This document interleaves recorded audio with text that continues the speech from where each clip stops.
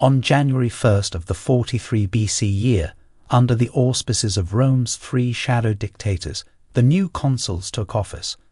The triumvir, Marcus Aemilius Lepidus, began his term as consul, with Lucius Munatius Plancus as his co-consul.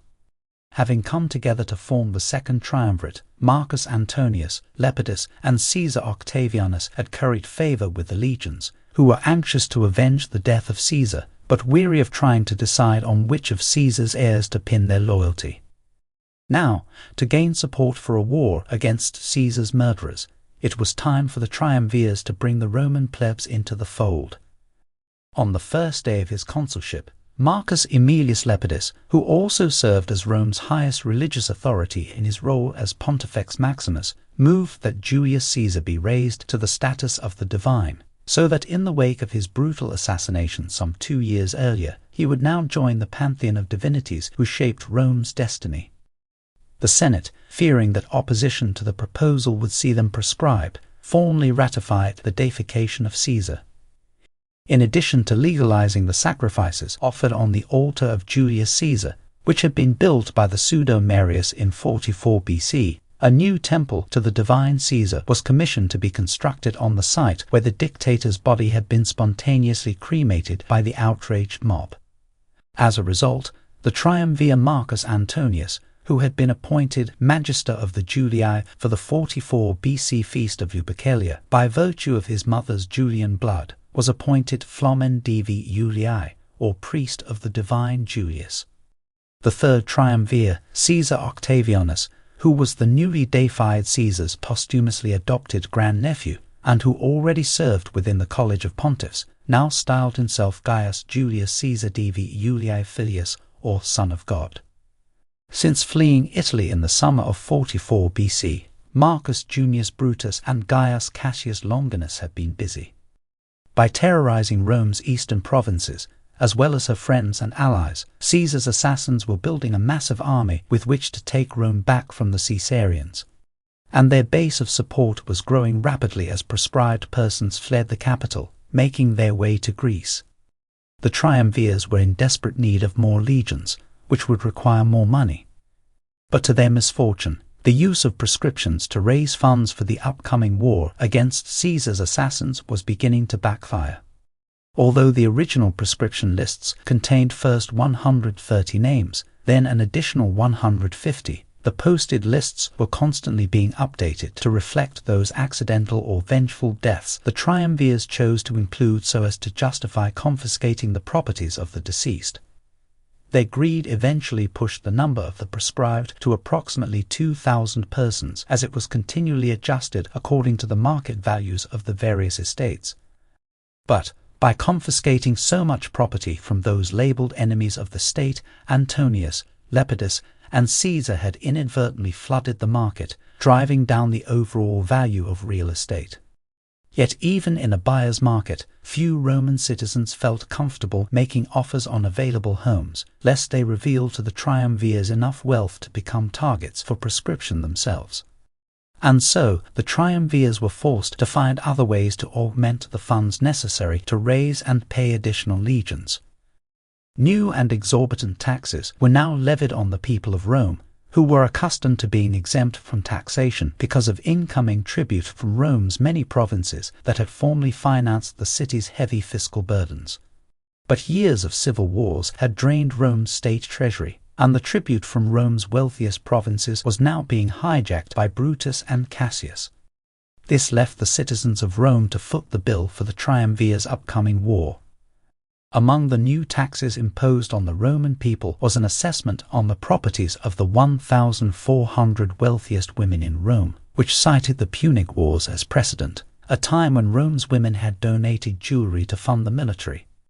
Outraged by the unfairness of being taxed for a war over which they had no say, the women being exploited by the triumvir's new edict rallied in protest.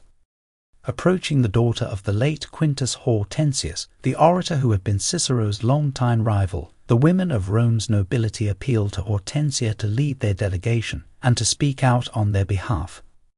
Successfully enlisting the support of Marcus Antonius's mother, Julia, and Caesar's sister, Octavia Thurina, The women next went to the home of Fulvia. Hoping that the wife of Antonius would lend even more credibility to the righteousness of their cause, they asked Fulvia to join their delegation, but Fulvia refused and sent the women away with harsh insults. From Fulvia's house, Hortensia led the large group of women directly into the Forum Romanum, where the triumvirs were conducting a public assembly. Pushing her way to the rostra, Hortensia chastised the three of them, shouting, "As was appropriate for women like ourselves when addressing a petition to you, we rushed to your womenfolk, but we did not get the treatment we were entitled to from Fulvia, and have been driven by her into the Forum. You have already stolen from us our fathers and sons, and husbands and brothers, by your prescriptions, on the grounds that they have wronged you. But if you also steal from us our property, you will set us into a state unworthy of our family and manners, and our female gender. If you claim that you have in any way been wronged by us, as you were by our husbands, then prescribe us as you did them. But if we women have not voted any of you public enemies, if we did not demolish your houses, or destroy your army, or lead another army against you, if we have not kept you from public office or honor, why should we share the penalties if we have no part in the wrongdoing? Why should we pay taxes when we have no part in public office, or honors, or commands or government in general, an evil you have fought over with such disastrous results? Because you say this is a time of war, and when have there not been wars, and when have women paid taxes? By nature of their sex, women are absolved from paying taxes among all mankind. Our mothers, on one occasion long ago, were superior to their sex and paid taxes when your whole government was threatened, and the city itself, when the Carthaginians were pressuring you.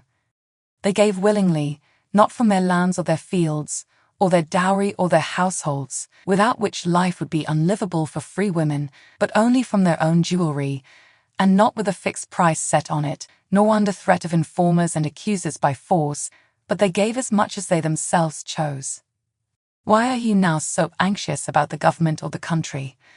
But if there should arise a war against the Celts or Parthians, we will not be less eager for our country's welfare than our mothers. But we will never pay taxes for civil wars, and we will not cooperate with you against one another. We did not pay taxes to Caesar or to Pompeius, nor did Marius ask us for contributions, nor Cinna, nor Sulla, even though he was a tyrant over his country." Hortensia finished her speech with a reprimand. "And you say that you are re-establishing the Republic." Shamed before the public assembly by the words of Hortensia and the glares of so many angry women, including the mother of Antonius and the sister of Caesar, the triumvirs ordered their lictors to remove the ladies from the forum. The women, however, violently resisted the lictors, causing a scuffle. As shrieks from the women arose in the forum, many rushed to their aid, attempting to pry the hands of the lictors from the women's bodies. Before long, what had begun as a minor disturbance developed into a full-blown riot in the Forum Romanum. The following day, the triumvirs amended their edict against the women of Rome. They reduced the number of women whose properties were to be evaluated for taxation from 1,400 to only 400 of those they likely deemed the wives of already proscribed enemies. However, in reducing by approximately 75% the amount of revenue they stood to gain from their taxation of Rome's noble ladies, the triumvirs were left still searching for ways to fund their armies. As a consequence of the protest led by Hortensia and the women of Rome, the triumvirs sought instead to generate money by levying a general tax against the wealthy, and also by forcing all of Italy's farmers to donate half of their annual yields to the state. This excessive tax caused a majority of farmers, who were then forced to operate at a loss, to simply abandon their farms. With so much farmland left untilled, the price of grain soon skyrocketed.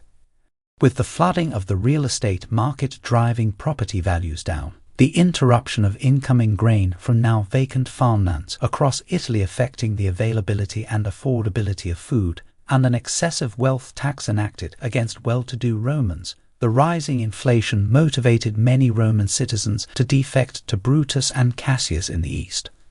The decrees, prescriptions, edicts, and political insanity advanced by Marcus Antonius, Marcus Aemilius Lepidus, and Caesar, the triumvirs who had branded themselves as saviors of the Republic, had impacted and finally determined the state of Rome's economy, utterly decimated.